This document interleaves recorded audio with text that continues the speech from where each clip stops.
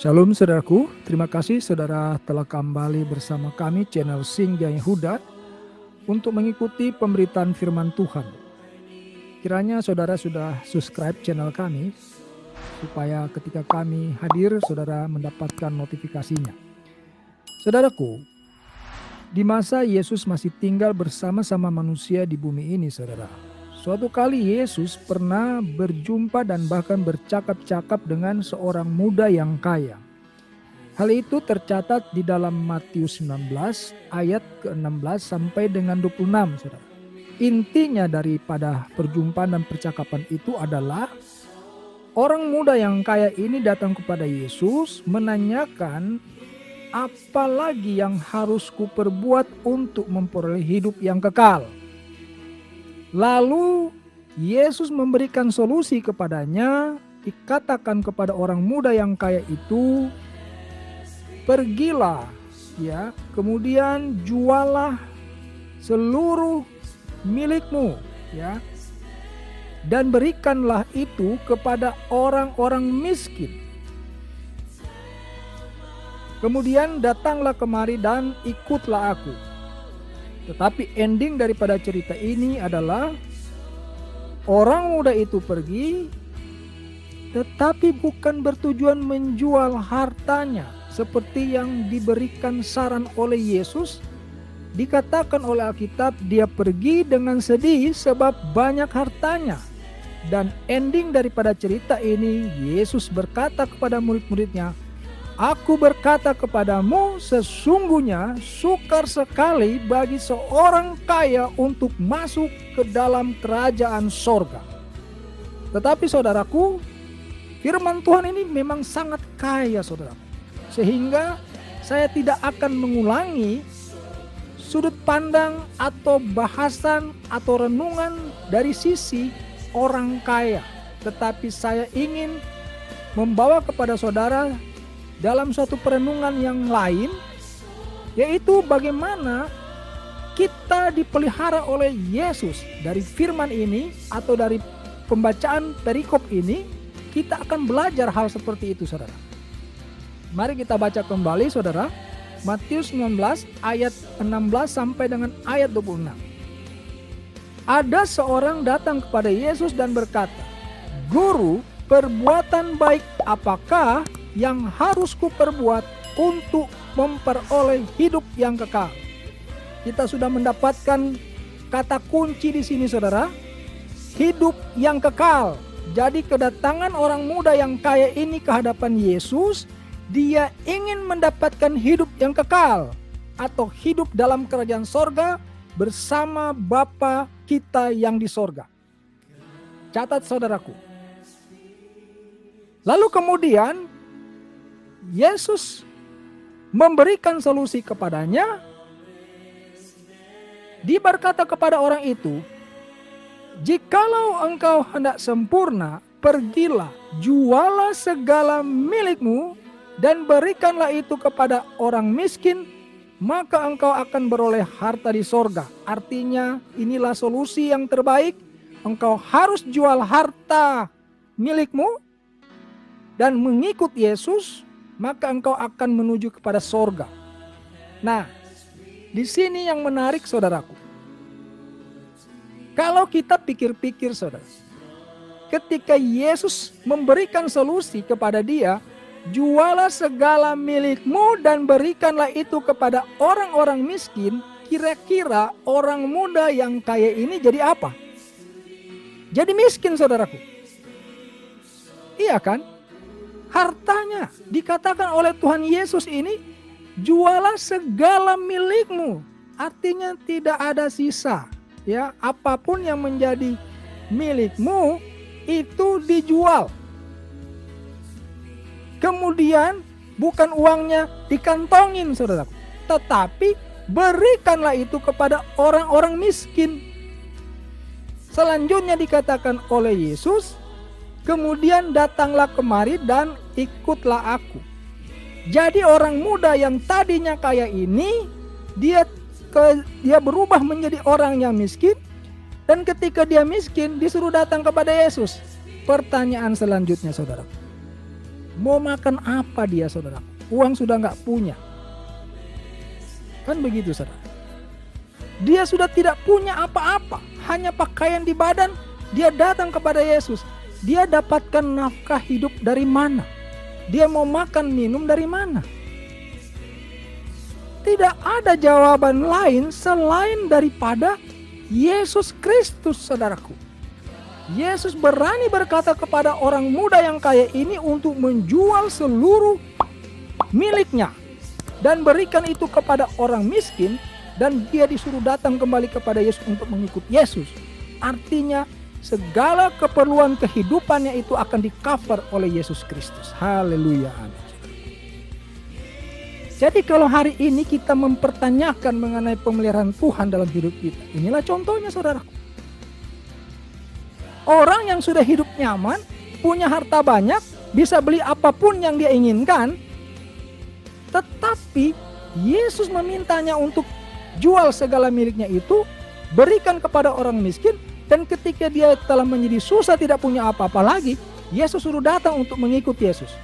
Kalau kamu sudah tidak punya harta kekayaan, disuruh ikut Yesus, kamu pasti akan belajar apa yang Yesus mau.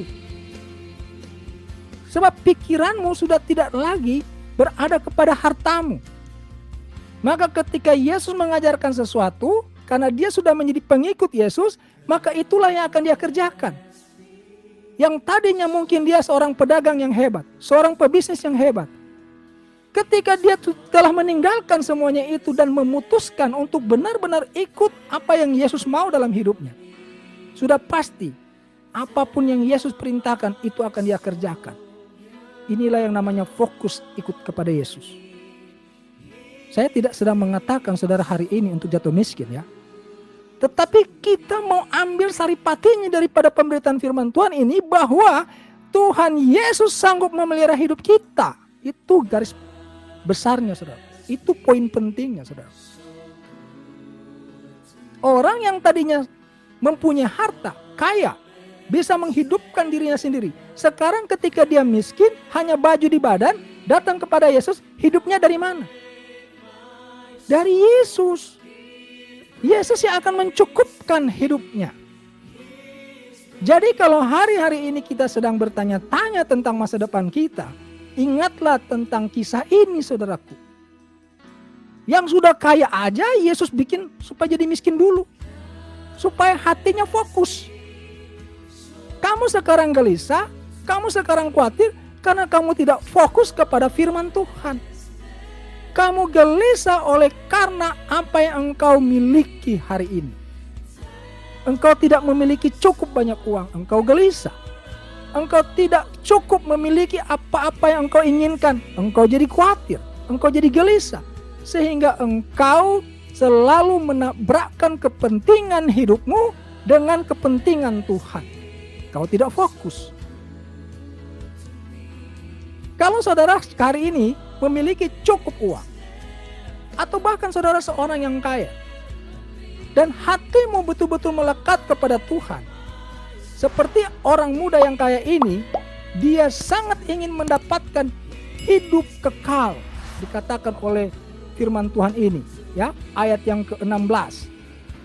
Ada seorang datang kepada Yesus dan berkata, "Guru, perbuatan baik apakah yang harus kuperbuat untuk memperoleh hidup yang kekal?" Nah, tidak apa-apa kalau hari ini kebetulan memang engkau diberkati, hidupmu berkelimpahan, tetapi fokus dong kepada Tuhan. Ya. Kenapa Yesus memberikan solusi kepada orang muda ini untuk menjual segala miliknya dan berikan kepada orang miskin? Karena Yesus tahu orang ini hidupnya hanya untuk dirinya sendiri. Kekayaannya itu dinikmati hanya untuk dirinya sendiri. Dia bukan tipe orang yang memberkati orang lain. Dia bukan tipe orang yang diberkati untuk memberkati orang lain. Makanya ketika Yesus memberikan solusi kepadanya untuk menjual segala miliknya dan berikan kepada orang-orang miskin, dia tidak protes. Kalau dia tadinya adalah seorang yang suka membagi-bagikan hartanya kepada orang miskin, pasti dia protes sedikit lah paling enggak. Dia akan bilang, "Tuhan Yesus, selama saya hidup dalam kekayaan saya banyak loh. ya, membagi-bagikan harta saya kepada orang miskin. Dan Tuhan juga pasti, ya, saya yakin Yesus tidak akan mempersoalkan sampai membuat dia harus jual harta miliknya, karena Yesus tahu orang ini hidupnya sudah memberkati orang lain, ngapain disuruh lagi. Tetapi berhubung Yesus tahu manusia ini tidaklah merupakan orang yang suka memberkati orang lain, kekayaannya hanya dimiliki untuk dinikmatinya sendiri, maka inilah solusi yang terbaik bagi orang itu. Sudah bertahun-tahun hidupnya terikat dengan hartanya sehingga dia tidak fokus lagi kepada Yesus. Baru ingat hidup di dalam kerajaan sorga ketika mungkin dia mulai mengalami masalah. Maka dia datang kepada Yesus untuk mempersoalkan atau mempertanyakan hidup kekal dalam kerajaan sorga itu. Jadi saudara, ini cerita bisa kita ambil suatu pelajaran penting dalam hidup kita. Kalau engkau sedang mempertanyakan tentang pemeliharaan Tuhan, ingatlah akan kisah ini. Bahwa Yesus sanggup memelihara hidupmu dan hidupku. Yesus sanggup memelihara kita, mencukupkan segala kebutuhan hidup kita. Orang muda yang kaya ini disuruh jual harta miliknya untuk datang kepada Yesus dalam kondisi tidak punya apa-apa lagi. Dari mana dia mendapatkan nafkahnya, dari mana dia makan minumnya, Yesus yang akan cukupkan. Kalau hari ini saudara mengalami suatu kekurangan, jangan buru-buru mengatakan Tuhan tidak memberkati hidupmu. Periksa juga bagaimana cara hidup. Karena ada orang-orang itu yang selalu besar pasak daripada tiang, saudara. Selalu membelanjakan uangnya melampaui kapasitasnya, saudara. Keinginannya itu terlalu besar. Uangnya hanya cukup untuk beli handphone 2 juta, paksakan diri untuk beli handphone yang 4-6 juta, saudara. Akhirnya nyicil. Yang begini-begini, saudaraku, seringkali mendatangkan kesusahan bagi hidup kita sendiri. Padahal firman Tuhan jelas mengatakan, cukupkanlah dirimu dengan apa yang ada padamu. Tahukah saudara mengenai firman Tuhan ini? Cukupkanlah dirimu dengan apa yang ada padamu. Artinya apa? Selebihnya saudara bersyukur. Karena hidupmu itu kau cukupkan dengan apa yang ada padamu, maka selebih daripada itu adalah bersyukur. Itu rumusnya, saudara. Jangan dikit-dikit bertanya, Tuhan pelihara hidupku enggak sih? Kok kenapa susah ya hidupku ini? Kenapa aku selalu banyak masalah? Periksa diri, saudara. Tuhan Yesus tidak pernah memberikan engkau masalah, saudara. Engkau yang selalu memberikan masalah bagi hidupmu sendiri.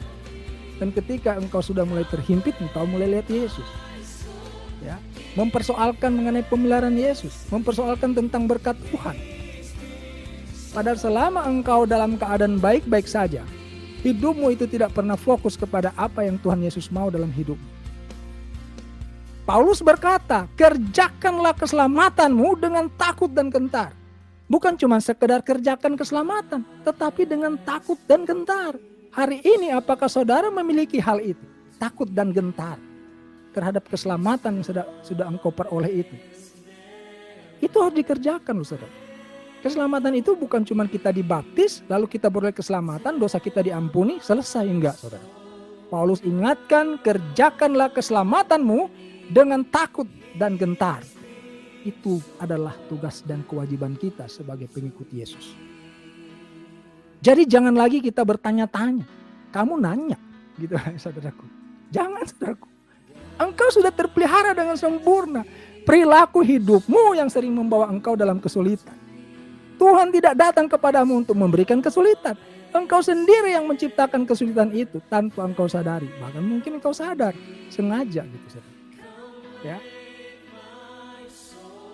Jadi sekali lagi, kali ini saya ingin berbagi kepada saudara, tenangkanlah hidup. Jadilah tenang supaya engkau dapat berdoa. Demikian kata firman Tuhan. Jadi cool down, saudara. Ya. Jangan panik, jangan terlalu melebar kemana-mana.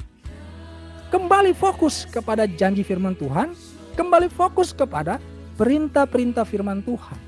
Maka engkau akan diperbaiki oleh Tuhan hidupmu itu. Maka kita belajar hari ini dari orang muda yang kaya. Masih muda udah kaya loh, saudara. Tuhan Yesus memberikan solusi yang sangat radikal sama orang ini. pergi, jualah segala milikmu dan berikan itu kepada orang miskin. Artinya orang muda yang tadinya kaya ini dibuat miskin oleh Tuhan, dalam tanda kutip ya, lalu disuruh untuk datang ikut kepada Yesus. Tujuannya agar supaya dia fokus. Karena tujuannya dia tadi juga bertanya kepada Yesus, ingin beroleh hidup kekal. Hidup kekal itu mahal, saudaraku, ditebus oleh darah Yesus. Itu harga yang dibayar, saudara.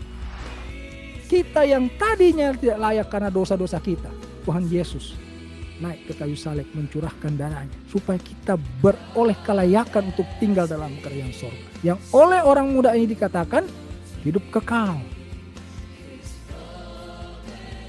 Jadi saudaraku, jangan kita ngeremehin ya. Jangan kita ngeremehin firman Tuhan itu. Jangan cuma sampai dibaca, tapi berupaya sungguh-sungguh untuk menerapkan dalam kehidupan kita. Jangan-jangan kalau saudara terlalu remehkan itu, saudara sudah hidup enak, kaya, seperti orang muda yang kaya ini, lalu Tuhan preteli saudara. Ya, ketika engkau sadar bahwa engkau butuh hidup yang kekal, lalu Tuhan preteli, itu sakit saudara. Ya, Tuhan Yesus preteli, seperti orang muda ini disuruh jual segala miliknya, lalu bagikan kepada orang miskin. Bukan jual untuk ditabung, bukan jual untuk masukin kantong, saudara. Dibagikan kepada orang miskin. Jadi inilah yang kita pelajari hari ini, saudaraku. Kembali fokus kepada janji firman Tuhan, kembali fokus kepada perintah-perintah firman Tuhan. Dan seperti yang Paulus pesankan kepada kita, kerjakanlah keselamatanmu dengan takut dan gentar. Kita boleh saja memiliki banyak aktivitas dalam kehidupan kita ini. Tetapi ingat, prioritas kita yang pertama itu adalah selalu kepada melakukan firman Tuhan dalam setiap langkah hidup kita. Itu dia, saudara. Demikian saudaraku untuk pemberitaan firman Tuhan kali ini. Terima kasih saudara sudah bersama kami mengikuti pemberitaan firman Tuhan, dan juga saudara yang sudah subscribe. Kita jumpa lagi pada pemberitaan firman Tuhan lainnya. Haleluya. Amin.